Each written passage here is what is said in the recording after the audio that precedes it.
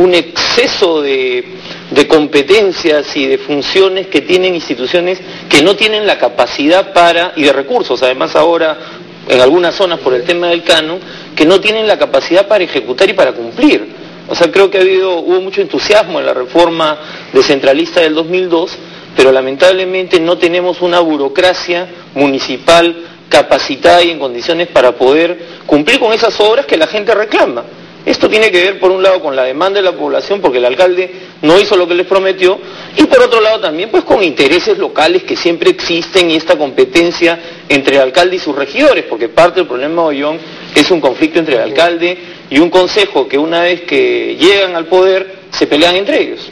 Es exactamente lo mismo que pasó en Islave. Claro. Acá no hemos tenido muertos, gracias a Dios. Felizmente. Pero creo yo que ahí hay que llamar la atención sobre los legisladores en primer lugar y sobre la opinión pública en qué cosa estamos haciendo por las municipalidades.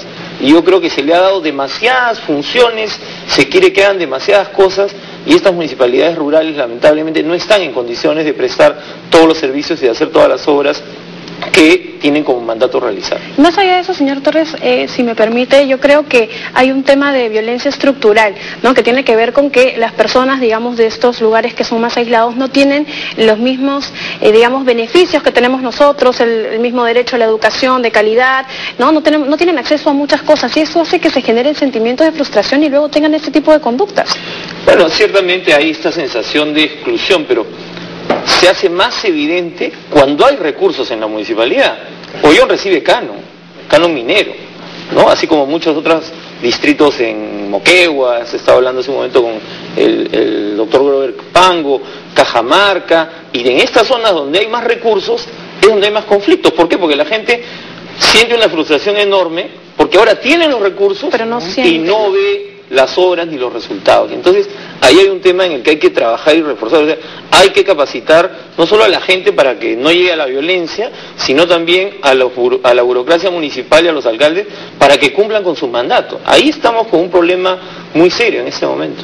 Ahora, señor Gutiérrez, doctor, dígame usted, ¿qué delitos habrían cometido estas personas que secuestraron al alcalde, lo hicieron firmar un acta y además han incendiado un patrullero? ¿Y cómo hacerlos pagar por esos delitos? Porque estamos hablando de un pueblo entero, es un Fuente Ovejuna. El problema que hay en nuestro país es que todos estos conflictos sociales, entre comillas, siempre tienen como resultado que no se hace la persecución penal correspondiente, ¿no? Entonces todos sabemos que la pena, la sanción, tiene muchas razones de existir, ¿no? Disuasivo, o sea, yo sé que si cometo tal acción voy a ser privado de mi libertad por un determinado número de años. También la pena tiene un carácter sancionador, o sea, aquel que comete un delito tiene que ser sancionado, porque los demás, cuando vean de que alguien es sancionado, no cometan también las mismas malas conductas.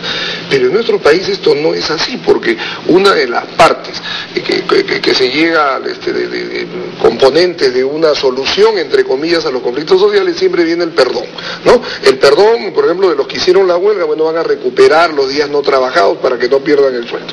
En el caso de esto de los laberintos callejeros, todos los que están presos salen en libertad, ¿no? Y los procesos se llevarán sin prisión alguna. Y al final todo queda en nada. Entonces, esto alienta que en el futuro se sigan haciendo. Entonces, como por ejemplo, fíjate, se ha sacado una legislación muy dura para los que toman carreteras. Fíjate, después que eso ha salido y siguen tomándose las carreteras y no pasa nada. Eso es lo que se dice, ¿no? Que no es un problema de las normas en sí, sino que no se cumplan. Así es, ese es el tema. No se hacen cumplir. ¿Por qué? Porque hay una actitud relajada en el tema, ¿no? En el sentido de que como son temas sociales, entonces hay que tener pues un tratamiento un poco epidérmico, y esto lógicamente es un mal ejemplo. Por ejemplo, este caso de lo que ha ocurrido en Ollón no es la primera vez que ocurre, o sea, esta es la cuarta o quinta vez que va ya en este periodo de gestión 2007-2010. Me decían ustedes que se han encontrado ya en varias municipalidades, claro, en varios lugares, por ese tema. En el mundo rural, por ejemplo, el problema se siente mucho más, porque esta globalización de las comunicaciones, por llamarla de alguna manera, hace que hoy nos están viendo en más de 1.400 localidades, o sea, estamos hablando de distritos, ¿no? En 7.000 poblados. ¿Y cuál es el mensaje que se le transmite de acá? Que hay una bonanza, que en las municipalidades hay dinero. Entonces, hoy la gente exige eficiencia, y cuando no la encuentra, piensa primero de que es por negligencia o sea incapacidad, y luego piensa que es por corrupción. Y ahí están las consecuencias. O sea, esto lo que ha ocurrido en Ollón es lo que ocurre cuando la válvula de escape, que es la revocatoria, no está funcionando bien. Bien, para terminar ya, señor Torres, por favor, hacer una breve reflexión. Creo que es muy importante destacar el rol de la educación para evitar este tipo de actos, más allá de quedarnos en las palabras de sí, la educación es muy importante, el futuro del país, etcétera. ¿Cuánto es lo que tenemos que tomar en cuenta y en consideración de que debemos ser instruidos o preparados en todo caso también para saber que si en determinado momento optamos por una autoridad, hay que esperar las vías necesarias y si ya está ahí, esperar el proceso regular? Claro, yo creo que es fundamental el tema de la educación ciudadana en general y creo que se ha hecho bastante en el Perú en los últimos años por educar a la población y porque conozcan los derechos. Pero ¿cuál es el problema? Que así como la ley no se cumple para controlar, tampoco la autoridad está cumpliendo la norma, ¿no? Y el mandato que tiene, es decir, los espacios de participación que se han creado, de los presupuestos participativos, las rendiciones de cuentas, las consultas, muchas veces no se convocan, la autoridad se encierra, la autoridad tiene miedo a la gente. Yo creo que el tema es cómo encontramos un punto de equilibrio entre lo que es la demanda de la población y de otro lado la autoridad tiene que gobernar y no puede estar en asamblea permanente tampoco, obviamente, pero tiene que dialogar con la población y creo yo que hay que revisar también mucho el rol que vienen cumpliendo otras instituciones públicas en relación a este tema, porque muchas veces, como se dice que ya tienen plata los gobiernos locales, entonces se desentienden otros sectores o otras instituciones y no se acercan para colaborar. Yo creo tiene que haber un tema constante de ver cómo va todo, ¿no? Yo creo que como ahora tienen recursos, entonces, bueno, que se las resuelvan ellos solos. Yo creo que ahí hay algo importante que hay que trabajar y seguir pues dándole a conocer a la gente cuáles son sus derechos, pero también cuáles son sus obligaciones, que es el gran vacío que tenemos en el Perú.